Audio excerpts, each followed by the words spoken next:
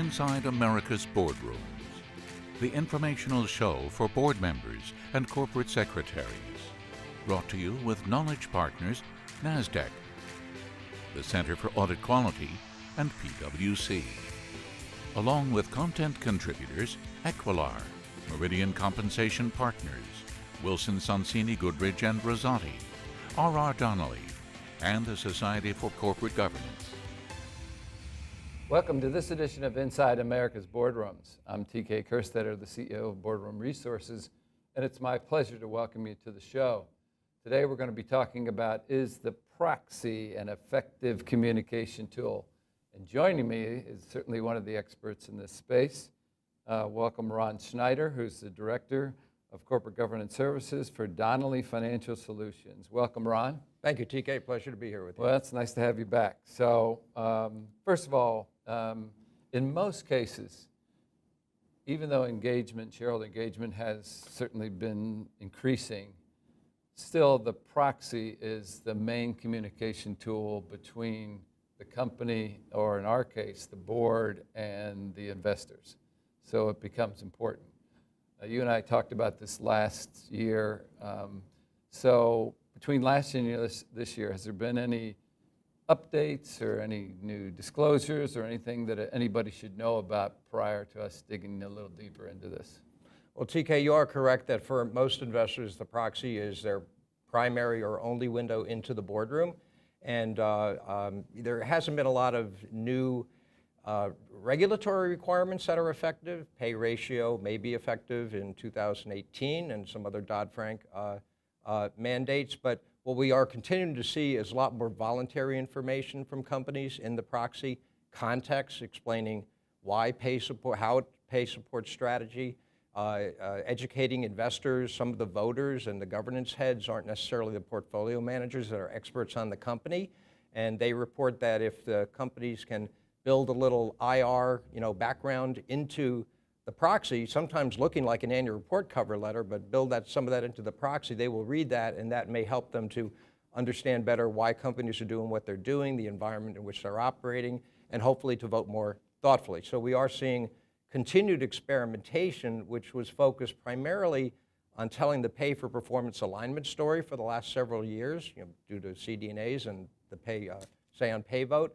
The last couple of years, we've seen a lot of innovation in the board story, and sometimes visually highlighting different aspects of board diversity, whether it's gender, age, tenure, ethnicity, geographic background, and the all-important skills and qualifications. So we wanted to have you here today because we're going to put you on the spot.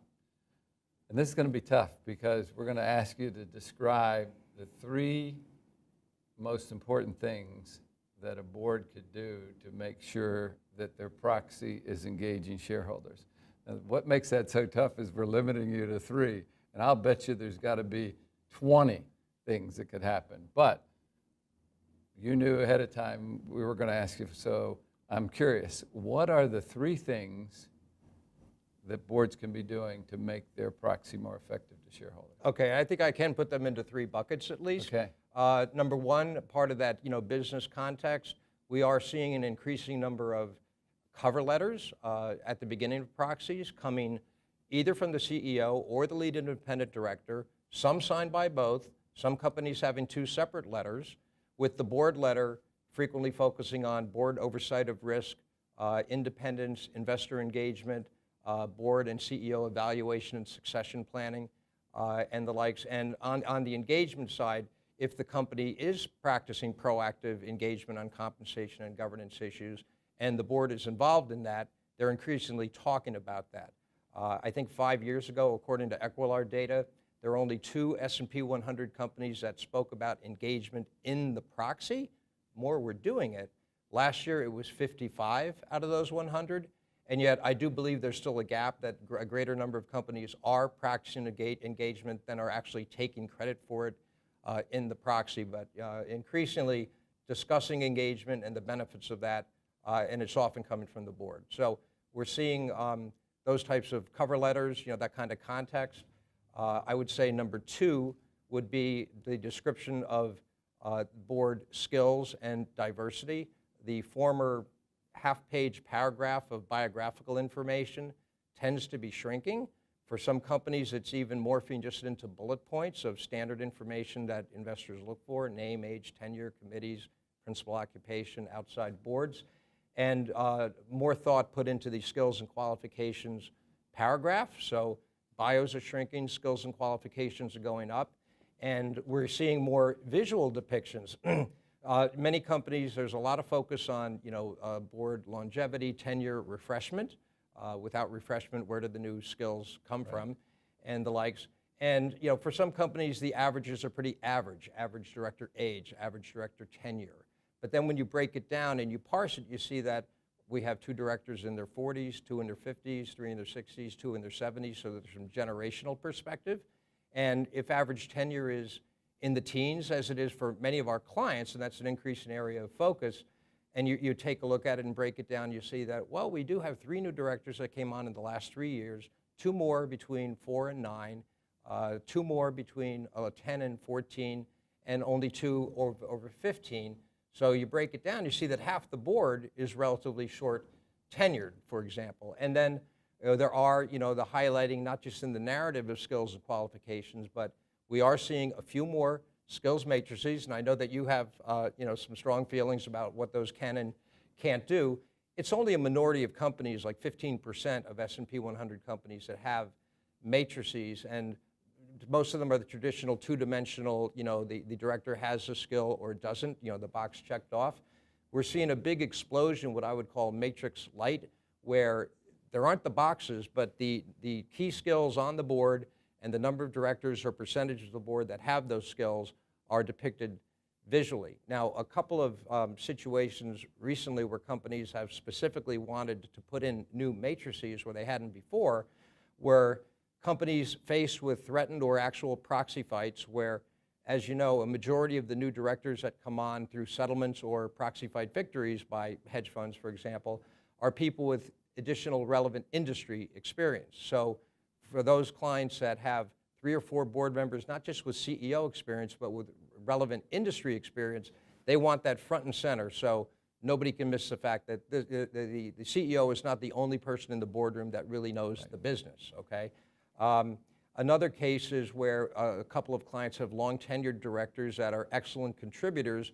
They know that they're under the spotlight, and so they want to show specifically the unique skills and contribution that these individuals make, and going back to the two-dimensional matrix, showing this is our international expert, our finance expert, our M&A expert, our industry expert. So they really want to highlight and get some credit and insulate and protect those long tenured directors. So that's 2. that was 2. Let's hear your third. Okay, the third, and there's a lot of motivators, different ones for companies taking their traditional 14A, black and white, mostly text, not too inviting to read, just meeting regulatory requirements, to something more visual, more storytelling, telling the best board story, telling the best pay story, why we do what we do. And traditional impetus is, okay, what peer companies are doing, and companies not wanting to look like laggards compared to, in the eyes of their investors, compared to their peers. Reactive, after a poor vote, a failed say on pay, that's normally going to get companies and boards' attention, and if they haven't yet, they're going to start engaging, getting feedback, making some changes, and highlighting that in the next proxy. But what we've seen increasingly are mandates from the board, where a director who serves on another company or is the CEO of another company, and they are doing an effective job, a good job of telling their story, and have evolved their proxy, and now they're on a board of another company which has not yet, stating to management, look, we think that this proxy is underserving me and my contribution, the board, the company, and it's underserving the investors as well. So increasingly, we're seeing directors taking a look at the proxies of the companies on whose boards they sit and deciding whether they're doing an adequate job. And so often directors are the impetus, whether it's for engagement or more clear disclosure. Yeah, that can only have a positive effect, that they're more involved in anything that's happening, because as we both know, a lot of it's boilerplate, a lot of it gets put out. Anything that can start to show personality or show looks by shareholders into areas that aren't traditional is probably going to be interesting. So your group, Donnelley Financial Solutions, each year creates a proxy guidebook. And this sounds, I don't want this to sound too salesy, but it is one of the best reference tools that I have ever seen. 500 pages of you guys taking the time to find the best of each section of the proxy that people have created. I don't know what kind of reaction you get to it, but I think it's the best collection of information as far as looking what other people are doing that exists today as far as the proxy goes. So I think you just launched it. What do you have to add that? It's a lot of work to put it together. It was very easy. The first edition, 4 years, this is the 4th edition. The first edition was 28 pages. It had about 5 or 6 topics. Customers told us they wanted it to do a deeper dive into compensation and other issues, more visual representations, whether it's a pay for performance alignment, performance metric, peers, the topics that investors are really interested in. More and more companies are doing a great job here, so there's more good examples to sift through. We're privileged to work with over 1,500 U.S. companies on some aspect of their proxy, so there's more to sift through each year. We tend to add another topic or two each year. This time it's elements of compensation tables, where it's a nice summary of the different elements of compensation. All the other topics, pay performance alignment, skills matrices, performance metrics, branded document covers, good navigation through tables of contents that get you where you want to get quickly. Our customers, some call it their Bible. We also know it's used by non-clients as well. We've started working with some companies that said, oh, you don't have to tell me about the guide. I've been using it for 3 years now, so we're flattered. We put it out there for free. It's a resource. It absolutely tells companies very quickly where the disclosure bar is headed, and the flip side of that coin is where investor expectations are as well. Yeah. Well, if you're a GC, corporate secretary, board member, very valuable. I'm sure we'll print on the video here where people can get a copy of it. They can also get that information from our site. We'll have that on. And it's just, it's really a good piece. We wouldn't recommend it unless we've experienced how valuable it is ourselves. So, Ron, I want to, as always, thank you for taking the time. We're coming up to the season, so it's, everybody's going to be busy, and it's good, again, to have some guidance on what to watch for. And so, again, appreciate you joining us for thank you, the TK. time. So that will conclude another edition of our Inside America's Boardroom. We hope you enjoyed the show. We'll be back again next week when we take a look at another critical topic that will help you be a better board member or committee member. So we'll see you then. Join us again next week for Inside America's Boardrooms.